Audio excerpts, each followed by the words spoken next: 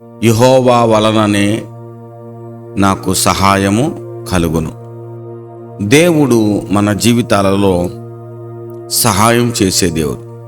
తన బిడ్డలకు సహాయం చేయటంలో ఆయన ఆనందించే దేవుడు. అదే సమయంలో తనకు చెందవలసిన మహిమను వేరెవరికి చెందటం ఆయన అంగీకరించే దేవుడు కాదు. నా జీవితంలో దేవుడు అనేక రీతులుగా సహాయం చేస్తూ ఉన్నాడు. నా జీవితంలో దేవుడే సహాయం చేశాడని నేను గమనించినప్పుడు నన్ను గురించి ఆయన హృదయం పొంగుతుంది. ఎందుకనంటే ఆయనకున్న ఒక లక్షణం ఏంటంటే ఆయన యొక్క మహిమను వేరే వ్యక్తులకు ఆయన చెందనివ్వడు. ఆమేన్. నా జీవితంలో ఆయన నాకు ఎన్నో మేలు చేస్తూ ఉన్నాడు. ఆ మేలులను ఆయన చేస్తున్నప్పుడు వాటిని గమనించుకొని వాటిని గూర్చి నా దేవదేవునికి నేను కృతజ్ఞతలు చెల్లిస్తూ మహిమను చెల్లించేవానిగా ఉండాలని నా గూర్చి ఆయన యొక్క ఉద్దేశం. అలాగే నీ గూర్చి కూడా ఆయన ఉద్దేశం. కనుక దేవుని బిడ్డలారా, మనకు ఒక బాధ్యత ఉంది. దేవుడు సహాయం చేయటం ఆనందిస్తాడు. మనకు సహాయం చేయటం ఆయన బాధ్యత. ఆయన దానిని బాధ్యతగా తీసుకున్నాడు. హల్లెలూయా, హల్లెలూయా. తప్పకుండా ఆయన మనకు సహాయం చేస్తాడు. సహాయం చేయటం ఆయన బాధ్యత. అయితే ఆయన బిడ్డలుగా, కుమారులుగా, కుమార్తెలుగా మనకు ఒక ముఖ్యమైన బాధ్యత ఉంది. అదేంటంటే ఆయనకు చెందవలసిన మహిమను ఆయనకు చెందేటట్లు చేయటం. ఇది దేవుడు చేసిన కార్యము. మొట్టమొదట ఇది దేవుడే నా జీవితంలో చేశాడనే కన్ఫర్మేషన్ నీకు ఉండాలి. This is very important. నాకు ఉండాలి, ఇది దేవుడే చేశాడు అని నాకు ఉండాలి. మరలా చెప్తున్నా సహాయం చేయటం అనేది ఆయన బాధ్యత. ఆయన సహాయం చేస్తాడు. ఆయన సహాయం చేస్తూనే ఉంటాడు. అయితే సహాయం చేసి ఆ దేవునికి ఉన్నటువంటి ఒక లక్షణం ప్రేమించే లక్షణం అయితే, మరొక లక్షణం తన మహిమను వేరెవరికి ఇవ్వటంలో ఆయనకి ఇష్టం లేని లక్షణం. ఆయన తండ్రిగా నన్ను ప్రేమించేవాడిగా, నాకు సహాయం చేసేవాడిగా ఆయన ఉన్నాడు. దేవునికి స్తోత్రం, హల్లెలూయా. అదే సమయంలో నా తండ్రి తనకు చెందవలసిన మహిమను వేరెవరికి చెందనివ్వడు. ఈరోజు ఉదయం పూట మనమందరం కూడుకొని ప్రార్థన చేస్తున్నాం. హల్లెలూయా. ఈ ప్రార్థన చేయడానికి మేము ఎంతవరకు పనిచేశామో దేవుడు ఎంతవరకు పనిచేశాడు. దేవుడు 95, 96, 97% దేవుడే పనిచేశాడు. దేవునికి స్తోత్రం, హల్లెలూయా. దేవుడే పనిచేశాడు. దేవుడే కావాల్సిన ఎక్విప్మెంట్ అంతా ఇచ్చాడు.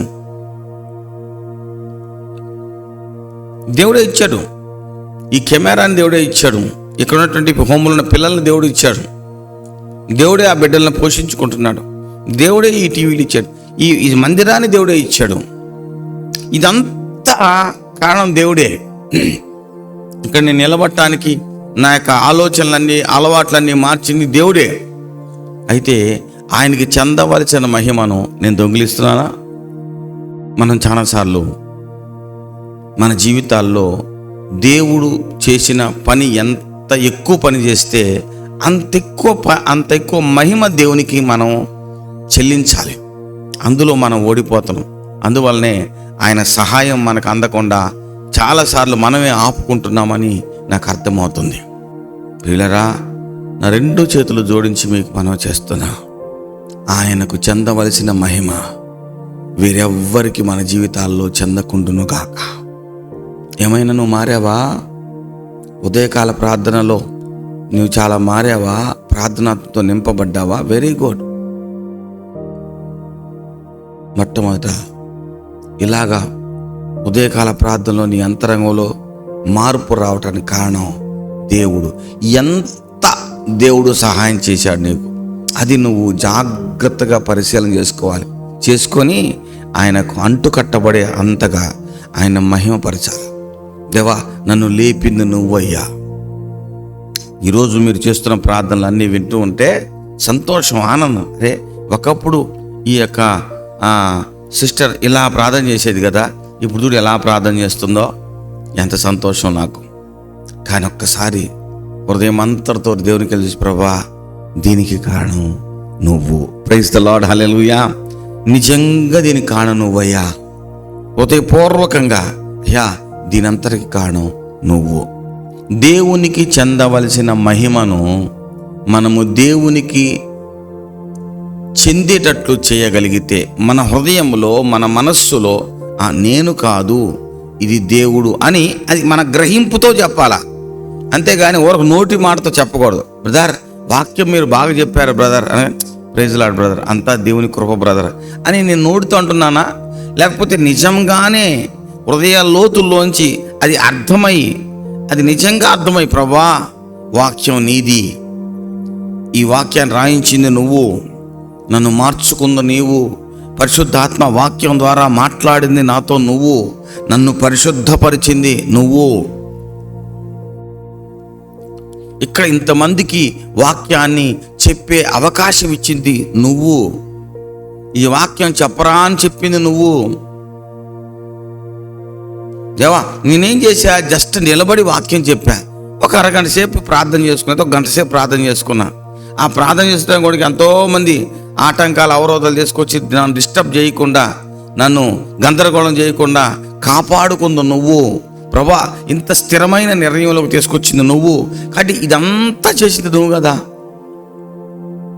అనేటటువంటి ఆ గ్రహింపు బాగా లోపలుండి, ఆ అనుభవాలన్నీ ఇచ్చింది నువ్వు కదా అని ఆ పూర్తి గ్రహింపుతోటి నీ చెప్పాలి, బ్రదర్ దీనంతరికి కారణం నిజంగా దేవుడు బ్రదర్ అని నా హృదయ లోతుల్లో నుంచి చెప్పాను అనుకోండి.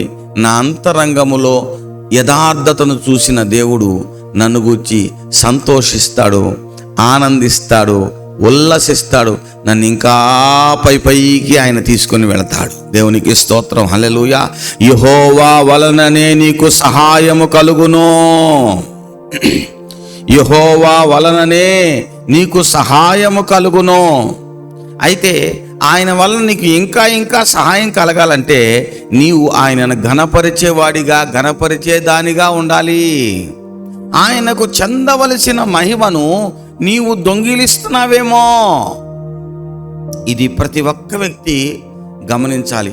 నాకు తెలిసినంత వరకు ప్రతి ప్రార్థన చేసుకునే వ్యక్తి, ప్రతి సేవకుడు చాలా వరకు 100కి 98% నేను ఖచ్చితంగా చెప్పగలను, మనము దేవునికి ఇవ్వాల్సిన మహిమను మనం ఇవ్వట్లా. నేను కూడా చెప్తున్నాను, నా జీవితంలో గమనించుకొని చెప్తున్నా. ఈరోజు ఈ మందిరం ఉంది, ఈ మందిరాన్ని నిర్మించాం, చెక్క పని చేసి ఆయన అంటాడు, అదిగో చర్చి పని చేసింది మేమే అంటాడు. పెయింటింగ్ వేసే అబ్బాయి అంటాడు, అదిగో మందిరం పని చేసింది మేమే. బేల్దారి మేస్త్రి అంటాడు, అది కట్టింది నేనే, దాన్ని చేసింది నేనే. బొచ్చెలు మోసే కూలివాడు అంటాడు, అది చేసింది, ఆ పని చేసింది మేమే. ఎలక్ట్రీషియన్ అంటాడు, ఆ పని చేసింది మేమే. ఎవరు పట్టినా ఈ పెద్ద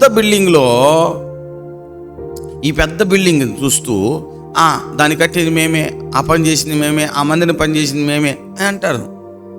అంటే మనిషి యొక్క నేచర్ ఏంటంటే,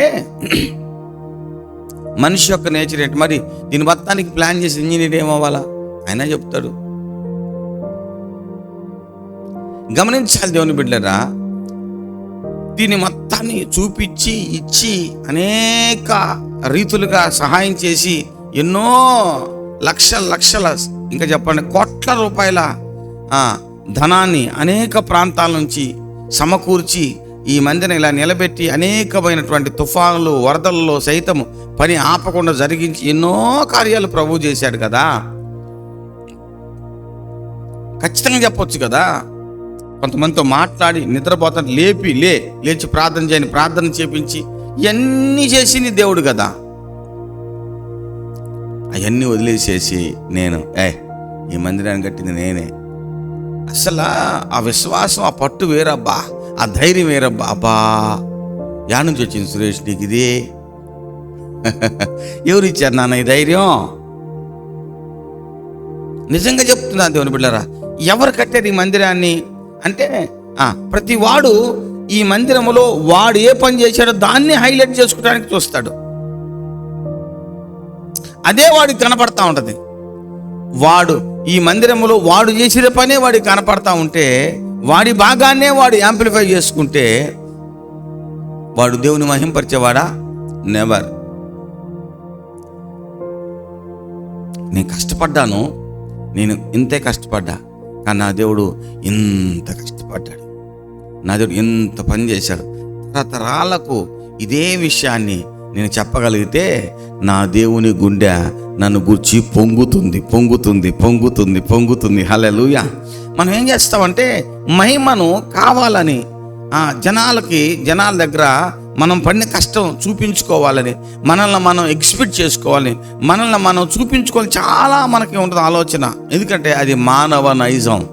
యోసేపు సింహాసనాన్ని ఎక్కినప్పుడు యోసేపు యొక్క మైండ్ సెట్ ఎట్లా ఉంది తెలుసా? ఇదిగో ఈ స్థితికి నన్ను దేవుడే తెచ్చాడు.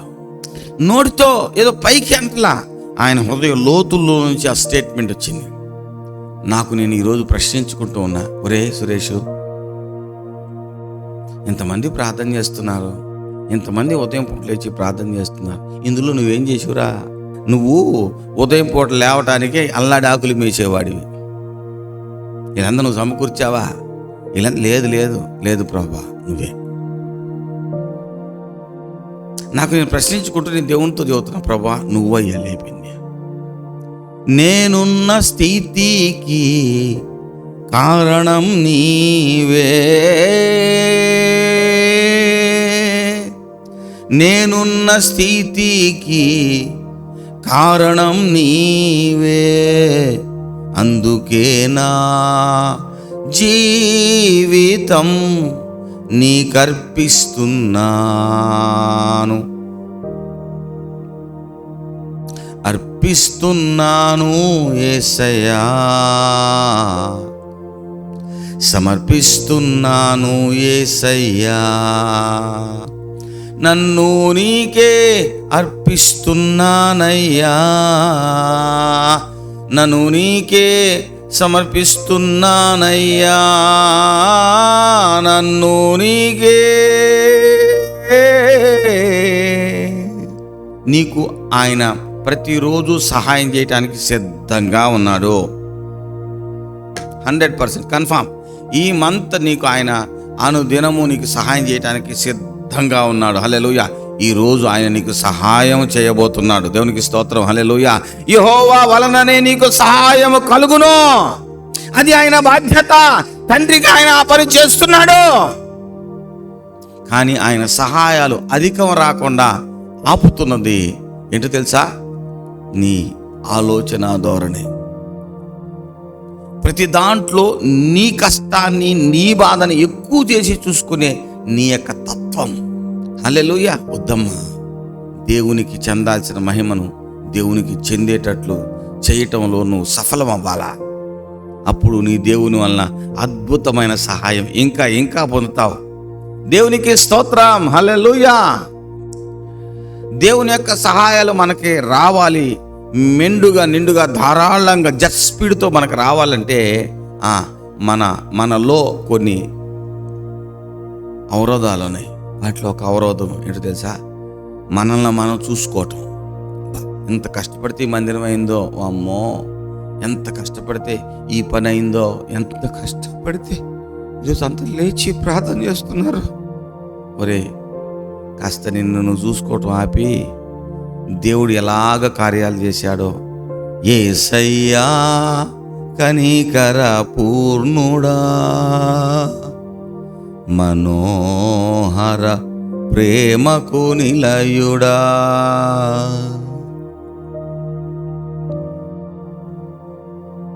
ఒకసారి నీ కష్టం, నీ బాధ, నీ ప్రయాస, నీ ప్రార్థన, వీటి గురించి చూసుకుంటూ ఉండేటటువంటి ఆ దృష్టిని మరల్చి వీటన్నిటిల్లో నిన్ను నిలబెట్టిన దేవుని గొప్ప చేతి పని, దేవుని గొప్ప కార్యం, దేవుని గొప్ప కృప ఏంటో ఒక్కసారి తీక్షణంగా దృష్టి పెట్టి చూడు. నా దేవుని సన్నిధి నీతో రాబోతుంది. ఈరోజు నీ జీవితంలో పనిచేస్తున్న దేవుడు మహాబలవంతుడు, శక్తిమంతుడు. యెహోవా వలననే మనకు సహాయము కలుగును. ఆయన సహాయం ధారాళంగా మన మీదకి రాకుండా ఆటంకపరుస్తున్న ఆటంకాలు కొన్ని ఉన్నాయి. ఆయన సహాయం ధారాళంగా రాకుండా ఆటంకపరచబడితే మనకున్నటువంటి పంట పొలాలన్నీ ఎండిపోతాయి. ధారాళంగా రావాలి నీరు, దేవుని సహాయం ధారాళంగా రావాలి. మన ఆటంకాలు, మన హృదయ ఆటంకాలు, మన హృదయంలో పాపాల వలన ఆయన సహాయం రాకుండా ఆలస్యమైతే మన విభాగాలన్నీ పాడైపోతాయి, మన జీవితాలు ధ్వంసమైపోతాయి. కనుక అలా ఉండకుండా ఉండాలంటే దేవునిని మహిమపరచటం, దేవుని కార్యాలని దేవుడే చేస్తున్నాడు అనేటటువంటి గ్రహింపు అత్యధికంగా పనిచేస్తుంది దేవుడు. గనక ఆయనకు చెందవలసిన మహిమను ఆయనకు చెందేటట్లు, చెల్లించేటట్లు మన హృదయాలు మారునుగాక. ఈ కృపను దేవుడు మనకు అనుగ్రహించునుగాక. ఆమేన్, ఆమేన్. అట్టి రీతిగా ఆయన మహిమపరిచేటట్లుగా మనకు ఆయన సహాయం చెయ్యునుగాక. యేసు నామములో ఆమేన్. ప్రార్థన.